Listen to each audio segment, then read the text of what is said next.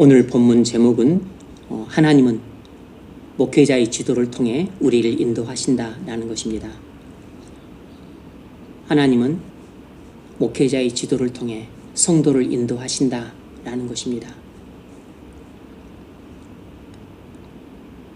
제가 청년 시절 신앙생활 초창기에 교회 성경 공부 때 읽었던 소책자들 상당수가 하나님의 인도하심에 관한 책들이었습니다. 10권, 15권 쌓아놓고 읽고 성경 공부를 했었던 적이 있었습니다. 이런 모습은 우리 그리스도인들이 그만큼 하나님의 인도하심을 받고 싶어 한다는 사실을 웅변해 주고 있습니다. 진실한 성도일수록 하나님의 인도를 받으며 살고 싶은 열망이 뜨거운 법입니다.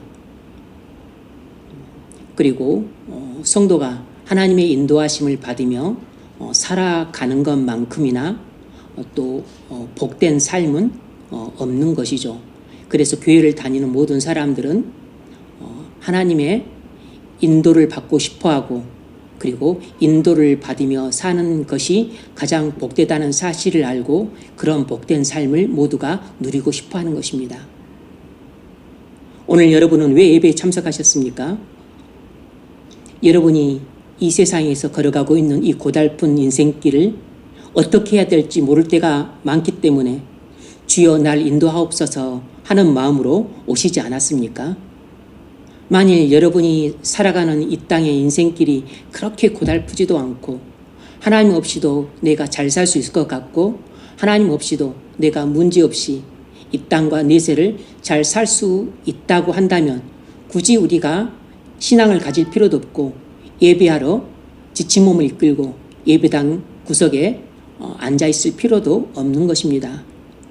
우리에게는 어찌해야 될지 모를 문제가 한두 가지가 아닙니다. 주님이 날 인도하지 않으시면 우리는 갈팡질팡할 수밖에 없는 처지에 다들 살고 있습니다. 오늘 우리는 하나님의 인도하심의 문제를 다루도록 하겠습니다. 사울은 이른 암나기들을 찾아 나섰다가 마침내 사무엘을 만나게 되었습니다. 그런데 사울이 오기 전날 하나님이 사무엘에게 미리 말씀해 주셨어요. 내일 베냐민 청년이 너를 찾아올 텐데 바로 내가 왕으로 삼을 사람이므로 기름을 부어라 라고 미리 하나님이 사무엘에게 말씀해 주셨습니다. 사무엘이 사울을 만나는 순간에 하나님이 또 말씀하셨어요. 이 사람이 바로 어제 내가 말한 그 사람이다. 여기서 우리는 한 가지 중요한 질문을 하게 됩니다. 왜 하나님은 직접 사무엘에게 말씀하지 않으시고 굳이 하나님은 사무엘에게 사울과 관련된 일들을 말씀하시면서 사울에게 말을 하라고 굳이 그런 간접적인 방식을 통하시는가 하는 것입니다. 하나님이 사울에게 직접 내가 너를 이스라엘 왕으로 삼을 것이니까 그렇게 알고 준비나 하고 있으라 이렇게 말씀하면 안 됩니까? 그러면 사울이 복잡할 것도 없고 또 사무엘을 거칠 필요도 없이 일이 간단명료하게 이루어질 텐데 왜 하나님은 굳이 사울에게 말씀하지 않으시고 사무엘에게 말씀하셔서 사무엘이 사울에게 말씀하시는 이런 방식을 취하고 계십니까?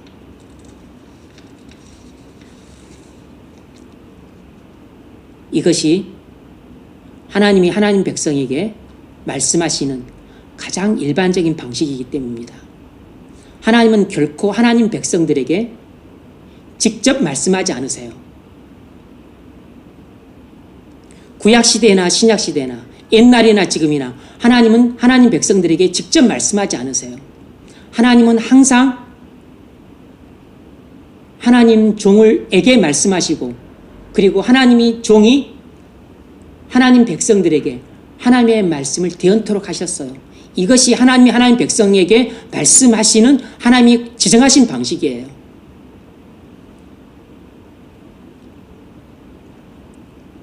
하나님이 하나님 만백성이 다 알아들을 수 있도록 말씀을 하게 된다면 하나님 백성들의 고막은 남아나지 않습니다.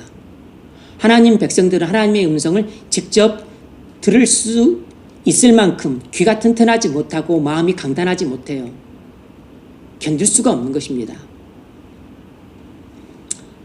바로 앞장 8장을 보면 이스라엘 장로들이 사무엘에게 왕을 요구합니다. 그러자 사무엘이 마음이 상한 채 하나님께 기도를 합니다. 그러자 하나님이 사무엘에게 말씀을 하세요. 그들 요구대로 이스라엘 왕을 세우라. 그리고 경고만 해라. 이렇게 말씀을 하십니다.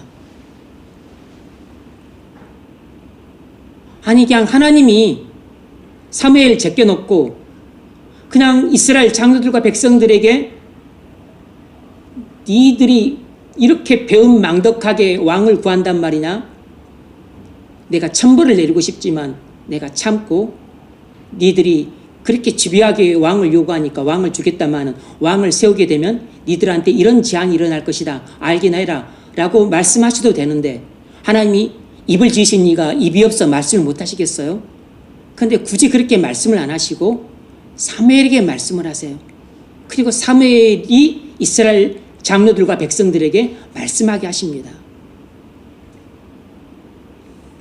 이스라엘 모든 장로가 모여 사무엘에게 나아가서 그에게 이르되 우리에게 왕을 주어 우리를 다스리게 하라 했을 때 사무엘이 여호와께 기도하며 여호와께서 사무엘에게 이르시되 백성이 내게 한 말을 다 들으라. 그들에게 엄히 경고하고 왕의 제도를 가르치라. 사무엘이 백성에게 여호와의 모든 말씀을 말하여 이르되 너희를 다스릴 왕의 제도는 이러하다. 이런 사실을 통해 우리가 뭘 알 수 있죠? 하나님은 목회자를 통해 성도들에게 말씀하신다는 것입니다. 하나님은 교회에 말씀하실 때 반드시 목회자를 통해 말씀을 하세요. 하나님이 이스라엘 장로들과 이스라엘 백성들에게 말씀하실 때 사무엘을 통해 말씀하셨던 것처럼 옛날이나 지금이나 하나님은 이사야를 통해 이스라엘 백성들에게 말씀하시고 에레미야를 통해 이스라엘 백성들에게 말씀하셨던 것처럼 하나님은 사도들을 통해 초대교회에 말씀하셨던 것처럼 하나님은 오늘날도 사도와 선지자들 뿐만 아니라 오늘날도 목회자들을 통해서 하나님 백성들 교회에 말씀을 하십니다. 성도 개개인이 하나님의 말씀을 들을 수 있는 몇 가지 방법들이 있어요. 여러분이 하나님의 말씀을 들을 수 있는 몇 가지 방법들이 있습니다. 다시 말해서 하나님이 여러분에게 말씀하시는 몇 가지 방법들이 있어요. 첫 번째가 꿈이나 환상을 통해서 하나님이 여러분에게 말씀하실 수 있습니다. 그런데 이것은 일반적인 방법이 아니에요. 다소간 특별한 방법입니다. 두 번째로 기도를 통해서 하나님이 우리에게 말씀하실 수 있습니다. 여러분이 기도하실 때 하나님이 여러분에게 말씀하시는 음성을 들을 수 있어요. 물론 무조건 기도한다고 해서 다 하나님의 말씀을 듣는 건 아닙니다만 그러나 기도할 때 하나님이 여러분에게 말씀하신 음성을 들을 수 있습니다.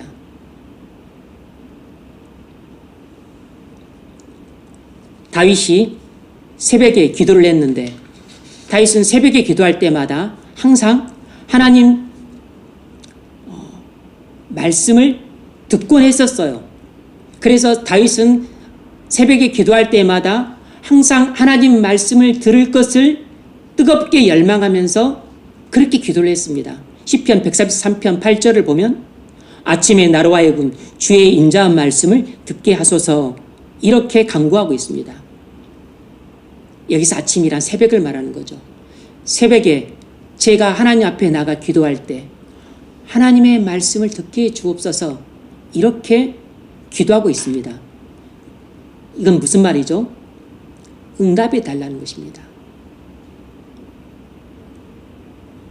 바울도 자기 병 낫기를 위해서 3번 기도했었을 때 하나님의 음성을 들었습니다. 내 은혜가 내게 족하니라. 그러므로 여러분도 기도할 때 하나님이 여러분에게 말씀하신 음성을 들을 수 있습니다. 그러므로 여러분이 어떤 문제에 대해서 하나님이 여러분에게 말씀해 주시길 원한다면 그 문제를 갖고 하나님께 나아가 기도를 하십시오. 그러면 그 문제에 대해서 하나님이 여러분에게 말씀하실 것입니다. 말씀하시면 그것이 가장 확실한 응답이에요. 말씀이 없다면 그건 여러분 기도에 대해서 예스라고 말씀하지 않은 것입니다. 오케이라고 말씀하지 않은 것이에요. 하나님이 여러분이 기도한 것에 대해 허락하지 않으신 것입니다. 말씀하지 않았다면, 오케이 사인이 분명하지 않다면, 성령의 큰 감동과 기쁨과 평안을 주지 않았다면 그건 오케이 사인 한 게 아니에요. 하나님이 여러분에게 말씀하지 않으신 것입니다. 세 번째로 우리는 성경을 통해서 하나님이 내게 말씀하시는 음성을 들을 수 있습니다. 우리는 성경을 읽다가 하나님 말씀을 들을 수 있어요. 그것이 성경을 읽는 사람들이 받을 수 있는 큰 분복입니다. 성경을 읽는 도중 어떠한 지점에서 하나님이 우리를 찾아오실 때, 그때 하나님은 그 말씀을 통해서 우리에게 하나님의 사랑을 쏟아 부으십니다. 하나님이 우리가 들을 수 있도록 나팔 소리처럼 크게 울려 퍼지도록 말씀하실 때가 있어요.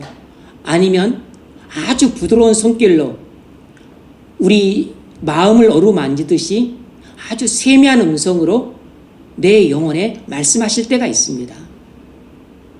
그것도 그냥 잠깐 말씀하실 때도 있지만 그냥 시간 가는 줄 모르게 오랜 시간 동안 하나님이 그렇게 나를 보다듬고 말씀하실 때가 있어요. 그때 우리는 하나님의 음성을 똑똑하게 들을 수 있습니다. 물론 내가 성경을 펴서 읽을 때마다 그렇게 들을 수 있다면 좋겠지만 항상 그럴 수 있는 건 아닌 것이죠. 주로 하나님이 나 개인에게 말씀하시는 내용들입니다. 우리에게 국가 경영에 대해서 말씀하지 않으세요. 여러분에게 교회 목회에 대해서 말씀하지 않습니다. 여러분에게 선교지를 어디로 정하라고 그런 말씀하지 않으세요. 가정 문제든 직장 문제든 아니면 또 사회에 관한 문제든 교회에 관한 문제든 무슨 문제든 간에 여러분과 관련해서 말씀하실 수는 있지만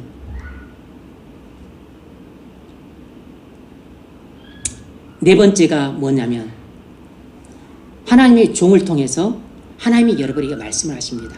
다시 말하면 목회자들을 통해서 하나님이 여러분에게 말씀을 하세요. 그런데 하나님이 여러분에게 말씀하시는 가장 흔하고 가장 일반적이고 그리고 가장 보편적으로 사용하시는 방식은 하나님이 목회자들을 통해서 여러분에게 말씀하신다는 것입니다.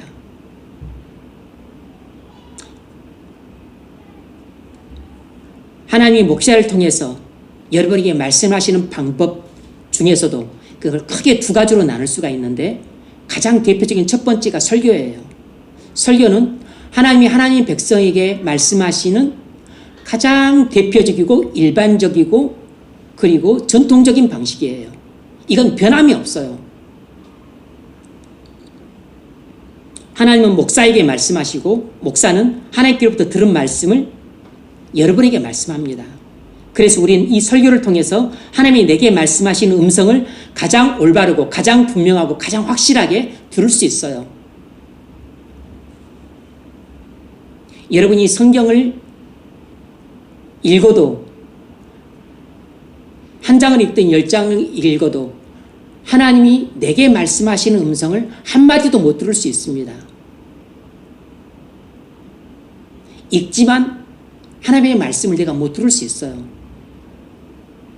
그런 사람들도 하나님의 말씀을 들을 수 있는 방법이 있습니다. 그게 바로 설교예요. 하나님이 내게 말씀하시는 음성이 무엇인지를 내가 들을 수 있는 가장 쉽고 편하고 빠른 길을 주셨는데 그것이 바로 뭐냐면 목회자를 통해 대언되는 하나님의 말씀 설교예요. 지금 설교를 통해 하나님이 내게 말씀하신 음성이 들리고 있다면 여러분의 영혼은 이 짧은 시간을 통해서 소송이 됩니다. 왜냐하면 하나님의 말씀이 내 귀에 들리는 순간 그 말씀은 내 영혼에 떡이 되고 물이 되므로 내 영혼을 살찌우는 양식이 되는 것이에요. 내 영혼의 꼴이 되므로 내 영혼을 소송시켜서 내 영혼을 살리고 믿음을 성장시키고 그리고 나를 변화시키는 것입니다.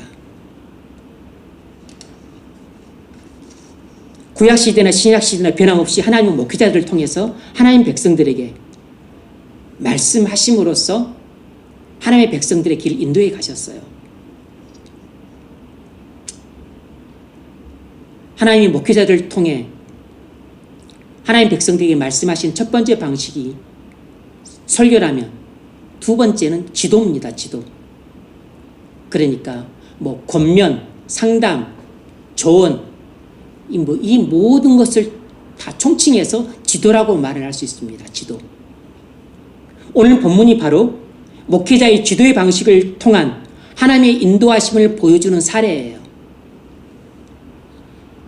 사울이 오기 전날과 만나는 순간에 하나님은 사무엘에게 미리 말씀해 주셨어요. 사무엘이 그렇게 해서 사울의 인생길을 지도하게 만드셨습니다. 하나님은 사울의 인생길을 인도하고자 하셨는데 어떤 방식으로 인도하고자 하셨냐면 사무엘의 지도를 통해서 사울의 인생길을 지도하게 하셨던 것입니다. 그래서 하나님은 사울에게 직접 내가 이스라엘 왕이 될 것이다 라고 말씀하지 않고 사무엘에게 말씀하시고 사무엘이 사울에게 말씀하시는 간접적인 방식을 택하셨어요. 이것이 하나님이 하나님 백성에게 말씀하시는 일반적인 방식이에요.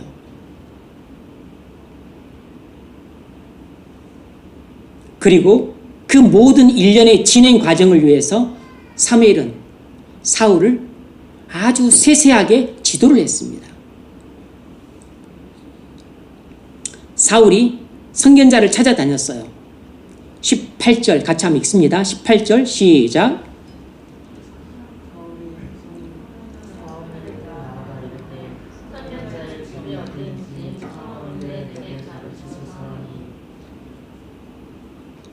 사울의 관심은 온통 잃어버린 암나기들 찾는 것뿐이었습니다. 빨리 암나기들을 찾아서 아버지께 돌아가야 야단도 안 맞고 걱정도 덜 하시고 그리고 또 온 가정이 평안할 것 같으니까 얼른 암나기 찾아서 빨리 집으로 돌아가는 것에만 관심을 갖고서 선견자를 찾아 나선 것이에요. 이처럼 사울처럼 사람들의 관심은 대부분 자기 개인적인 사소한 문제들에만 관심이 있습니다. 자신들의 편리함과 자신들의 안락함과 자신들의 유리함 이런 것에만 사람들은 대부분 관심을 갖고 있어요. 직장에서 동료들과 불편한 관계를 어떻게 해소해야 되나 주로 이런 문제로 고민을 합니다. 진로를 결정해야 되는데 어떻게 진로를 결정해야 되나 이런 문제를 갖고 고민을 해요. 배우자를 만나고 결혼을 해야 되는데 도무지 경건한 배우자를 만나기가 어렵고 그리고 결혼 문제를 내 힘으로 해결할 수가 없어. 어떻게 해야 되나? 잃어버린 건강을 어떻게 해야 되찾나? 어떻게 해야 집을 마련하나? 우리는 이런 문제를 가지고 고민하고 근심하고 인도를 구하고 하나님의 뜻을 구하고 하나님의 도심을 구해요. 요즘 교회가 타락해 가는데 어떻게 해야 이 우리나라 교회를 거룩하게 바르게 세울까? 우리는 이런 문제를 고민하지 않습니다. 튀르키예와 시리아에 지진이 일어나서 이재민들이 그렇게 고통을 받고 있는데 그들을 어떻게 도와야 되지? 울면서 잠이 안 와서 밤잠을 설치고 그러지 않습니다. 중국에서 2020년에 새로운 종교법이 시행되어서 성도들이 핍박받고 교회가 폐쇄되고 선교사들이 추방되어서 중국 선교가 어려움을 겪고 있는데 중국 선교를 어떻게 해야 되나 이런 문제로 근심하며 하나님께 부르짖지 않습니다. 이처럼 우리가 관심 갖고 고민하는 문제들 대부분은 아주 개인적이고 사소한 문제들이에요. 이런 문제들을 갖고 우리는 어떻게 해야 될지 고민합니다. 어떻게 결정해야 될지 몰라 어려움을 겪고 있어요.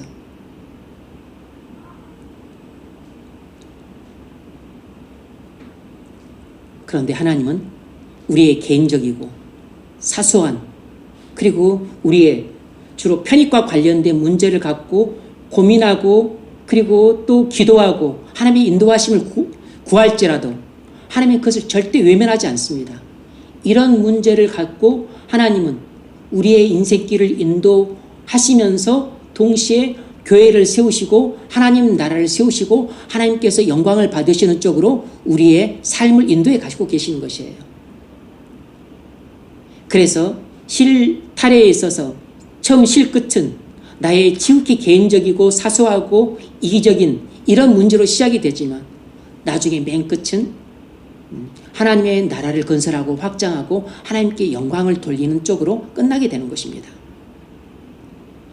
사울은 빨리 암나기들을 찾아 집으로 돌아가고 싶은 마음뿐인데 사무엘은 사울이 관심도 없는 뚱딴지 같은 말을 던집니다.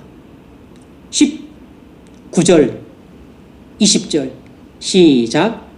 사무엘이 사울에게 대답하여 이르되 내가 선지자이니라. 너는 내 앞서 산당으로 올라가라. 너희가 오늘 나와 함께 먹을 것이요 아침에는 내가 너를 뵙는 때에 내 마음에 있는 것을 다 내게 말하리라. 사울에게 이르는 내 하나님의 길을 영원하리라 찾아내리라. 온 이스라엘이 사모하는 자가 누구냐? 너와 내 아버지의 원수이 아니냐. 아멘. 사무엘은 사울에게 이유도 충분히 설명하지 않은 채 냅다들이 지시를 합니다. 너는 산당으로 올라가라. 네가 오늘 나랑 식사할 것이다. 그리고 내가 다음 날 내게 하나님 말씀을 전할 것이고 그리고 너를 보낼 것이다. 사울의 의사는 전혀 묻지도 않은 채 사무엘은 사울에게 지시를 내렸습니다. 그런데 이 지시는 1차적으로는 사울의 개인 문제였지만 2차적으로는 이스라엘 전체의 문제였고 궁극적으로는 사무엘에게 지시하신 하나님의 말씀이었어요. 그리고 나서 사무엘은 사울을 산당 객실 초청자 상석에 앉히고 그리고 넓적다리를 대접합니다. 사울은 산당에서 초청자 상석에 앉을 그 위인이 못 돼요.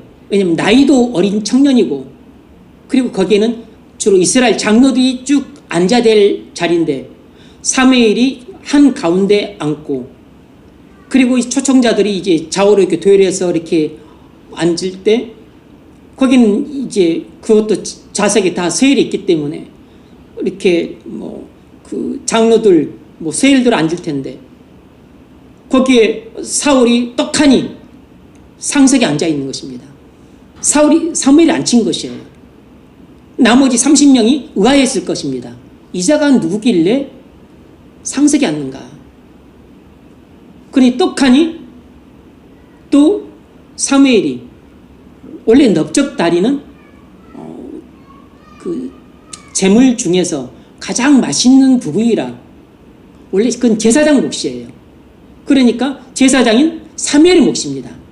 사무엘에게 주어진 몫이라고. 그런데 사무엘이 자기에게 주어진 몫을 자기가 먹지 않고 사울에게 양보를 합니다.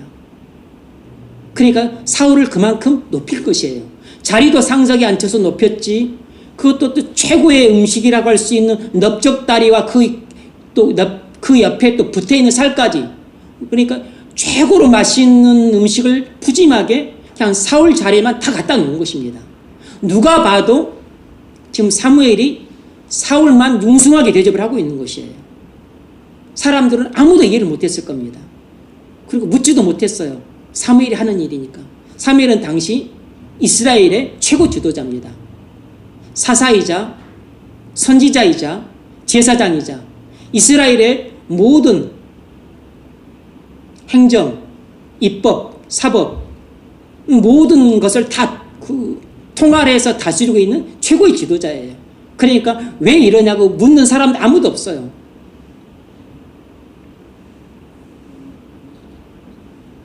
뿐만 아니라 떡하니 또 산당에서 또 취침하기 가장 좋은 곳에서 또 사울을 재우고 그리고 또 그하고 또 개인적으로 환담을 해요. 사울이랑 개인적으로 이렇게 환담을 한다고 하는 것은 이 또한 최고의 영광입니다. 여러분,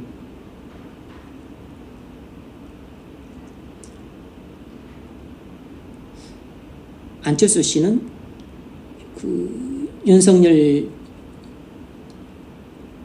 씨와 연대를 해서 대통령이 당선되는데 1등 공신입니다.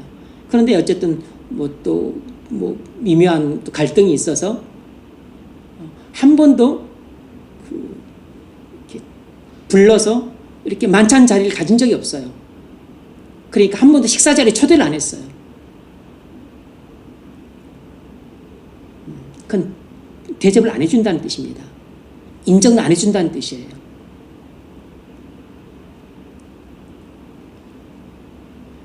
대통령과 한번 개인적으로 만나서 이렇게 독대를 한다. 이건 영광이라는 뜻입니다. 인정해 준다는 뜻이에요. 신뢰를 하고 그리고 대통령의 마음이 그 사람에게 있다는 것을 보여주는 것입니다. 사무엘은 사울과 오래도록 거닐면서 이야기를 나눴습니다. 그리고 재우고 그 다음 날 그에게 하나님이 자기에게 말씀하신 말씀을 사울에게 다 들려줍니다. 그리고 나서 그 다음 날 그리고 나서 사울에게 왕으로 기름을 부어요. 우리는 이런 사실을 통해 뭘 알 수 있죠? 하나님은 사무엘의 지도를 통해 사울을 인도하고 계셨던 것입니다.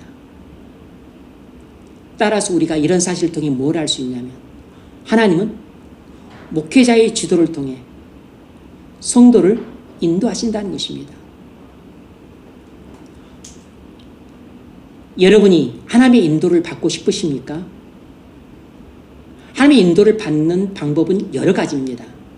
그런데 그 중에서 가장 대표적인 방법이 바로 목회자의 지도를 통해서 하나님의 인도를 받는 것입니다. 목회자의 설교를 통해서 여러분은 하나님의 인도를 받을 수 있습니다. 뿐만 아니라 목회자의 지도를 통해서도 하나님의 인도를 받게 됩니다. 물론 여러분은 이것 말고도 앞서 말씀드렸던 것처럼 꿈이나 환상을 통해서 하나님의 인도를 받을 수 있습니다. 그건 예외적이라고 그랬죠. 여러분이 기도를 통해서 하나님의 인도를 받을 수 있습니다. 그러니까 기도하셔야 됩니다. 여러분이 성경을 통해서 하나님의 인도를 받을 수 있습니다. 그러므로 성경을 꾸준히 읽고 묵상하셔야 돼요. 그런데 하나님이 가장 대표적이고 가장 일반적이고 그리고 가장 흔하고 전통적으로 사용하고 계신 인도 방식은 하나님이 목회자를 통해 목회자의 지도를 통해 인도하신다는 것입니다. 이사야서는 유다 백성들의 죄에 대한 심판과 구원의 메시지를 기록하고 있습니다. 그런데 하나님은 한 번도 유다 백성들에게 직접 말씀하신 적이 없으세요. 전부 이사야에게 유다 백성들의 죄를 질책을 하고 그리고 그들이 어떤 벌을 받을 것인가를 죄에 대한 심판에 대해 말씀하시고 그리고 하나님이 그들을 심판에 버려두지 않으시고 그들을 구원하실 것이라는 것도 전부 이사야에게 말씀을 하십니다. 그리고 나서 하나님은 이사야에게 내 백성에게 전하라고 말씀을 하세요. 그래서 이사야가 하나님의 말씀을 듣고 유다 백성들에게 니들이 이런 죄를 하나님께 지었다.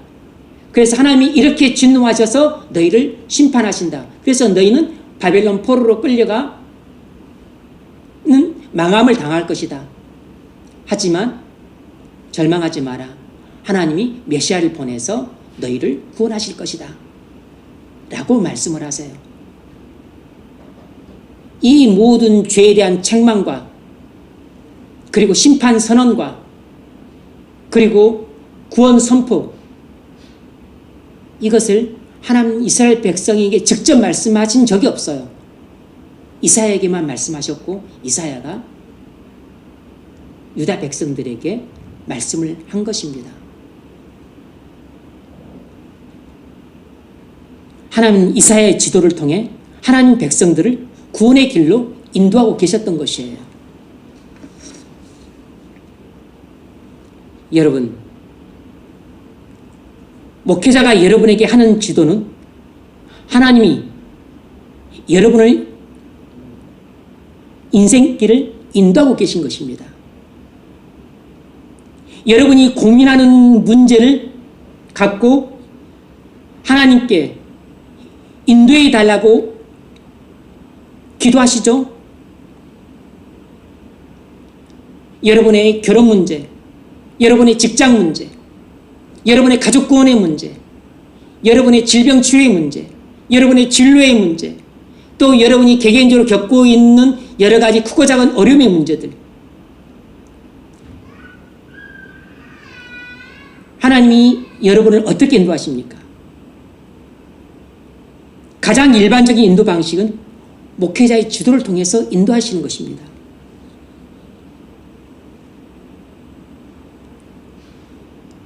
여러분, 목회자가 여러분에게 하는 권면은 하나님이 여러분에게 하시는 말씀이에요.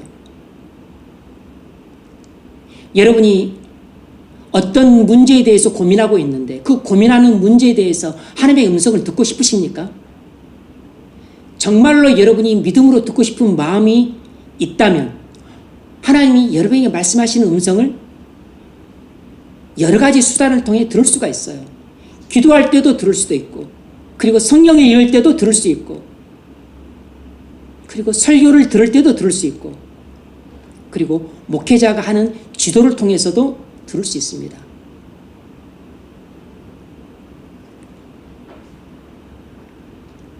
여러분이 어떤 인생의 문제를 두고 중요한 결정을 내려야 합니다. 그래서 여러분은 그 문제에 대한 하나님의 뜻을 분명히 알고 싶어요.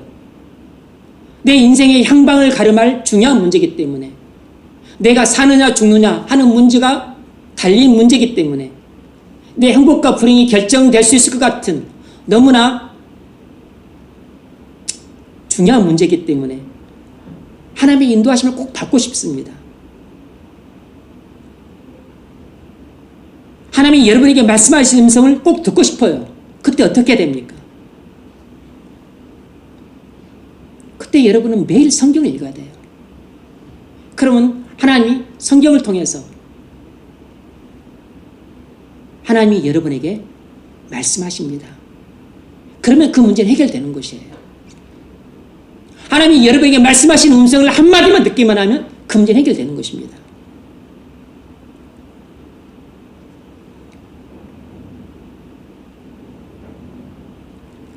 그 인생의 향방을 가름할 중요한 문제에 대해서 여러분이 하나님의 인도를 받고 싶으시면 기도를 하십시오. 매일 기도를 하세요. 기도를 통해서 하나님의 말씀을 들을 수 있습니다. 그런데 성경을 읽어도 하나님 말씀이 들리지 않고 기도를 해도 하나님의 말씀이 들리지 않을 수가 있습니다. 그런 경우가 많아요. 그리고 그런 사람들이 허다합니다. 그런 때 하나님이 여러분에게 하시는 말씀을 들을 수 있는 좋은 길이 있어요. 성경을 잘 읽지도 않아서 하나님의 말씀을 듣기도 어렵고, 기도를 잘 하지도 않아서 하나님의 말씀을 잘 듣지도 못하고, 성경을 조금 읽거나 기도를 해도 하나님의 말씀을 도통 들을 수 없는 영적인 귀머거리들이 많기 때문에 그런 사람들을 위해서 하나님이 내게 하시는 말씀을 들을 수 있는 가장 확실하고 가장 빠르고 그리고 가장 쉬운 길을 열어준 것이 무엇이냐면 바로 목회자를 통해서 하나님의 말씀을 듣게 하시는 것입니다. 그래서 하나님이 여러분에게 하시는 말씀을 목회자의 권면을 통해서 들을 수가 있습니다.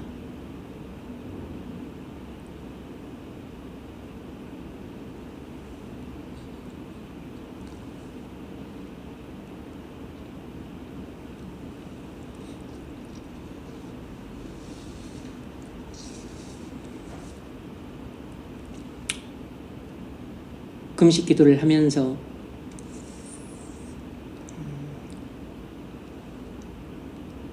제 자신을 위해 기도를 했지만 그건 전부 교회를 위해서 기도한 것입니다. 왜냐하면 제 자신의 문제 전체가 다 교회 문제 전체하고 관련되어 있고 제가 기도하는 문제 자체가 또 교회와 일단 첫 번째로는 그냥 교회와 관련된 문제고 그 위로는 또 하나님과 관련된 문제이기 때문에 뭐 부귀 영화를 위해서 기도한 것이 아닙니까?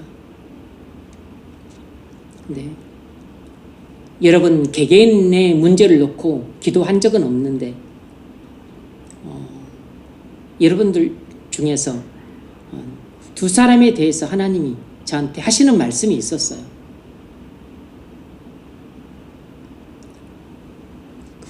근데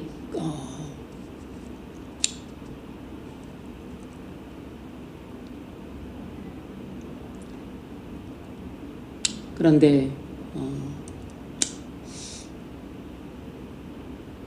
뭐 그것이 아주 기쁘고 또 막 즐거운 소식이라면 전하는 마음이 좀 더 가볍고 기쁘겠지만 좀 부정적인 메시지이기 때문에 마음이 무겁고 전하는 것도 두려워요. 그리고 또 제가 말씀을 들었다 그래서 꼭 그 사람한테 전할 필요도 없고 근데 무엇보다도 전에도 들을 준비가 안 되어 있을 것 같다고 생각되면 더더욱이나 조심이 됩니다. 그것이 정말 또 하나님 말씀이라면 또 전하는 게 한결 더 조심스럽죠. 뭐 누구에 대해서 어떤 하나님이 말씀하시는 것을 들었다고 해서 그걸 또 당사자에게 꼭 다 전할 필요는 없으니까. 그러나 어쨌든 여러분은 제게 맡겨주신 양떼고 제가 지도해야 될 책임이 있으니까 하나님이 제게 말씀을 하셔서 제가 지금 전할까? 어떻게 전해야 되나? 그냥 고민 중에 있습니다. 목사로서 성도들을 지도할 때 가장 힘든 문제가 세 가지가 있어요. 첫 번째는 결혼에 관한 문제를 지도할 때 힘이 듭니다. 뭐 다른 문제들을 지도할 때 그래도 뭐 대체로 잘 듣는 것 같아요. 잘 순종을 하고 뭐 직장에 관한 문제들도 너무 고맙게도 여러분들이 또 잘 따라주고 순종해줘서 뭐 너무 고맙게 생각합니다. 뭐 이사 문제 뭐 이런 문제들은 제가 말도 하기 전에 여러분이 너무나 잘 알아서 해줘서 뭐 정말 너무 고맙게 생각을 합니다. 참 갸륵하게 생각하고 그리고 또 의젓하게 보입니다.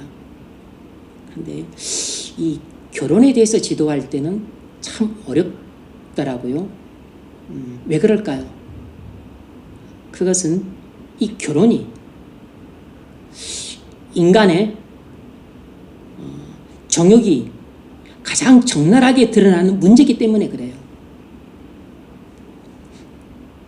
인간의 육체의 정욕, 안목의 정욕, 이생의 자랑 이 세 가지가 다 완전히 얽혀있는 그러니까 우리의 그 죄성이 가장 적나라하게 드러나는 대표적인 문제이기 때문에 이게 잘 순종이 안 되는 것입니다. 특히 이 불신자와 결혼하거나 불신자와 방불한 사람들과 결혼한 문제를 놓고 지도할 때 이건 뭐 전혀 이견이 없는 아주 그냥 정답이 명확 관한 문제임에도 불구하고 이걸 포기를 못하니까 그렇게 힘들어해요. 그러니까 지도하는 입장에서 너무 참 난감한 것입니다. 왜냐하면 또 그 심중을 헤아리지 못하는 바가 아니니까. 그런데 그것에 순종하지 못했을 때 나타난 결과는 너무 자명해요. 왜냐하면 하나님이 그것에 대해서 모호하게 말씀하지 않고 아주 적나라하게 말씀하셨기 때문에. 그리고 구약시대 이스라엘 백성들이 어떻게 망했는지 그 대표적으로 망한 사례가 이방인들과의 이 자폰 문제 때문이거든요. 그리고 신약에서도 고린도후서 6장 14절에서도 대놓고 말씀을 하셨고, 너희는 믿지 않는 자와 멍에를 함께 하지 말라. 성경이 이렇게 불신자와 그리고 불신자와 방불한 사람들과 결혼하지 말라고 명백하게 금지했음에도 불구하고 이걸 지도하는 게 쉽지 않습니다.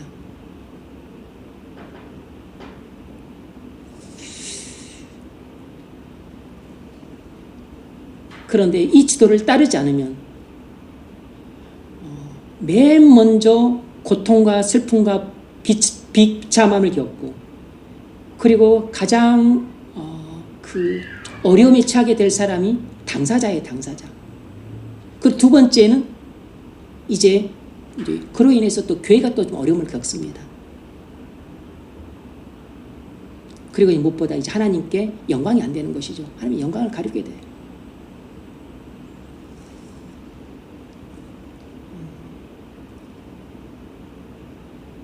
그렇게 훌륭하게 신앙생활 했던 청년들, 새벽 기도도 빠지지 않고 했던 사람들, 그렇게 다른 분에 있어서는 그렇게 순종을 잘하고 내가 그냥 경탄할 정도로 그렇게 신앙생활도 잘하고 믿음있게 신앙생활 했던 사람들도 이 문제만큼은 잘 넘어서지 못하더라고요.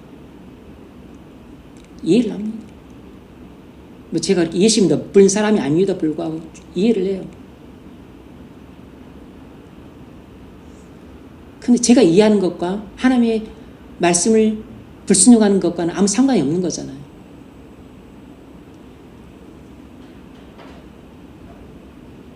나중에 본인 가정의 어려움을 겪습니다.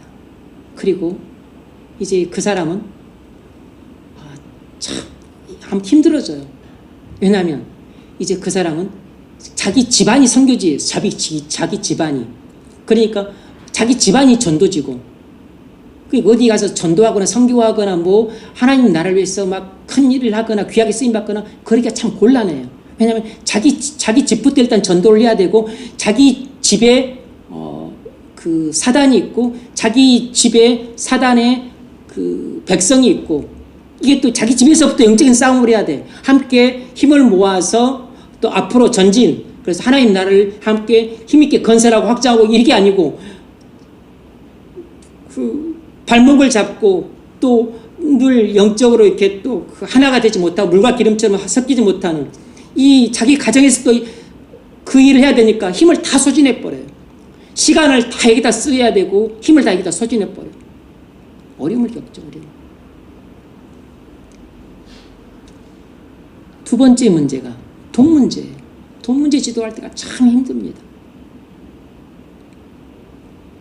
돈은 하나님과 쌍벽을 이루는 신입니다. 성경에서는 돈을 신격화 시켜놨어요. 그러니까 하나님을 믿지 않는 사람은 다 돈을 믿는 사람들입니다.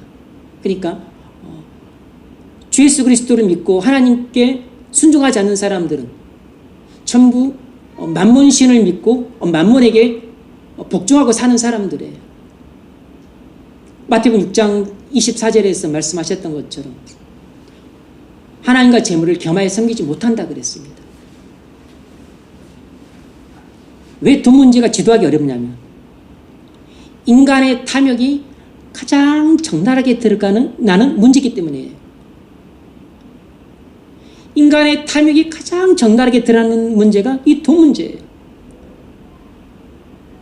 그래서 디모데전서 6장 9절로 10절에서도 말하기를 그렇게 편안하게 살고 싶어하고 풍족하게 살고 싶어하는 사람들은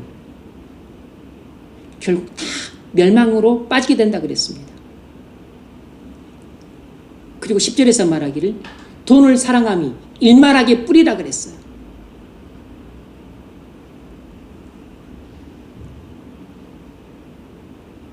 그래서 주 예수 그리스도를 믿고 자아가 죽고 주 예수 그리스도의 그 왕의 통치를 받는 헌신된 삶을 살지 않는 사람들은 돈을 사랑함으로 돈이 왕이 되어서 돈이 자기를 지배하고 다스리는 삶을 살 수밖에 없어요. 그래서 돈을 사랑함이 일만하게 뿌리가 되는 삶을 살게 되는 것입니다. 그래서 이런 문제에 대해서 지도할 때 확실하게 회심한 사람들이 실족하는 경우는 별로 보지 못했습니다. 확실하게 회심한 사람들이 돈 문제를 갖고 이렇게 지도할 때 실족하는 경우는 못 봤어요. 근데 회심하지 않은 사람들의 경우는 이 돈 문제 아니면 헌금 문제 이런 문제를 대해서 지도할 때 실족을 하더라고요. 실족을 해요. 순종을 못 하더라고요. 순종을.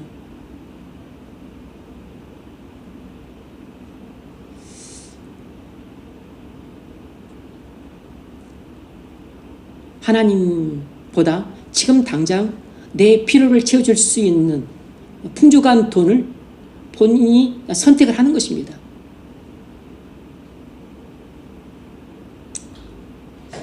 그런데 이 결혼이나 돈 문제를 지도하는 것도 힘들지만 이보다 더 어려운 지도가 뭐냐면 교회 이동에 관한 문제예요. 뭐 이것은 제가 볼 때 거의 해결책이 없는 것 같아요.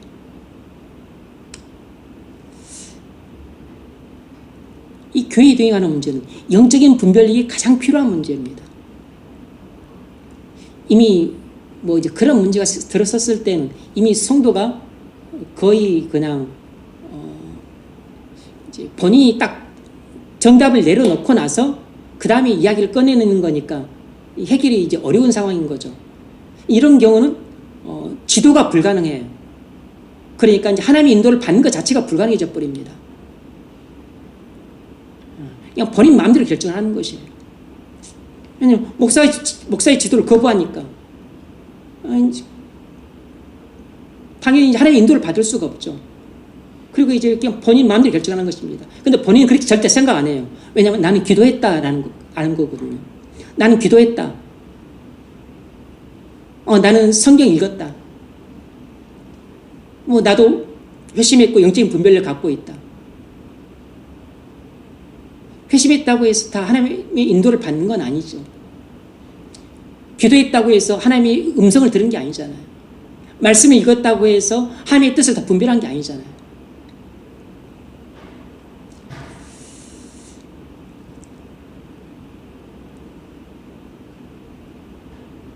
하나님은 사울의 인생을 섭리하고 계세요.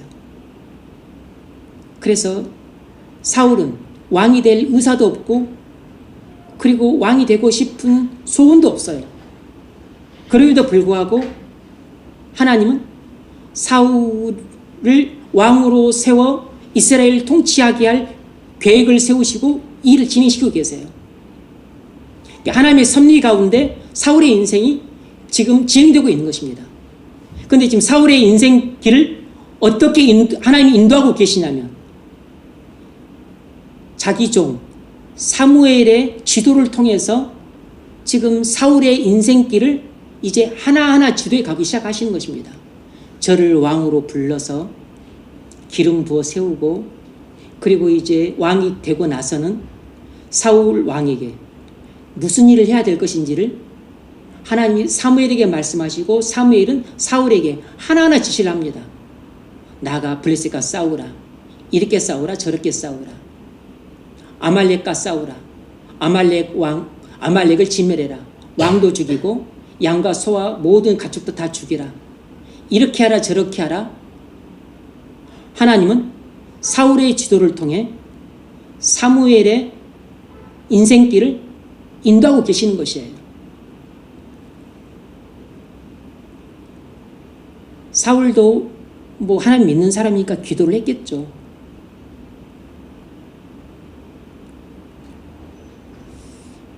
여러분이 믿는 사람이기 때문에 성경을 읽고 하나님의 뜻을 분별할 수 있습니다.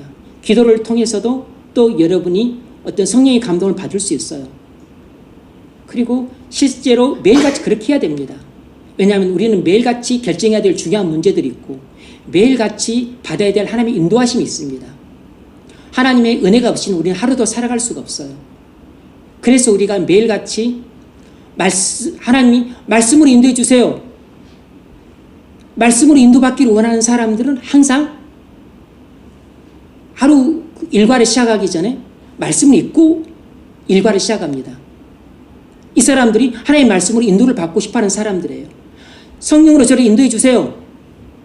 이렇게 기도를 하는 사람들은, 그리고 성령 인도를 받으면 하루를 살고 싶은 사람들은 일과를 시작하기 전에 먼저 기도를 하는 것입니다. 왜냐하면 성령의 인도를 받으며 하루를 살고 싶기 때문에.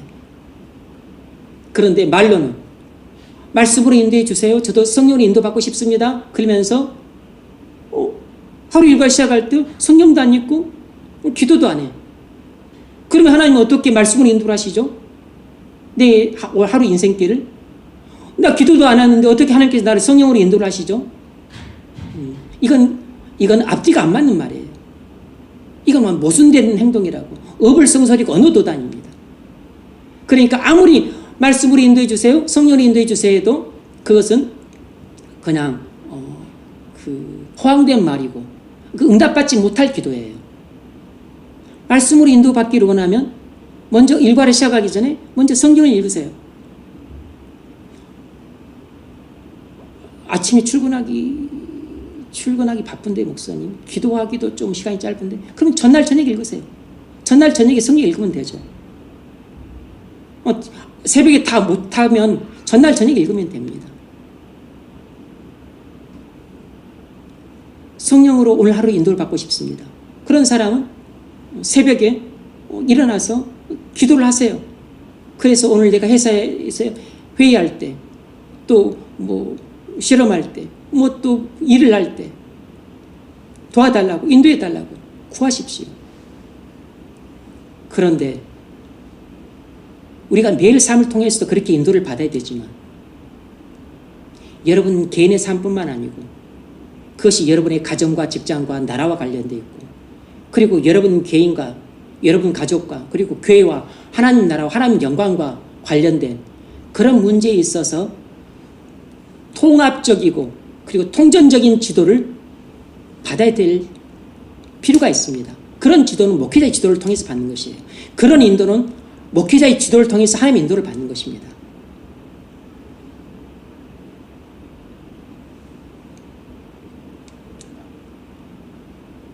그래서 하나님은 사무엘의 지도를 통해서 사울을 인도하셨습니다. 마찬가지로 하나님은 목회자를 통해서 성도를 인도하세요. 하나님은 여러분의 기도를 통해서도 인도하시고 그리고 여러분들의 성경 묵상을 통해서도 인도를 하십니다. 꿈이나 환상을 통해서 인도를 하세요. 때로는 하나님과 소통하는 신령한 사람을 통해서도 인도하실 수 있습니다. 그런데 가장 일반적이고 대표적이고 그리고 보편적이고 전통적으로 하나님이 사용하시는 여러분의 인도 방식은 여러분의 목자로 세우신 목회자를 통해서 목회자의 지도를 통해서 여러분을 인도해 가신다는 것을 기억하셔야 됩니다. 여러분이 이사 문제나 자녀 양육 문제나 그리고 직장 문제나 진로 문제나 그리고 여러분의 인생의 향방을 가름할 중요한 문제들이라 그랬잖아요. 뿐만 아니라 여러분들의 결혼에 관한 문제, 그건 정말 내 욕심대로 하고 싶어요. 여러분만 그런 게 아닙니다. 목회자들도 마찬가지예요. 돈 문제,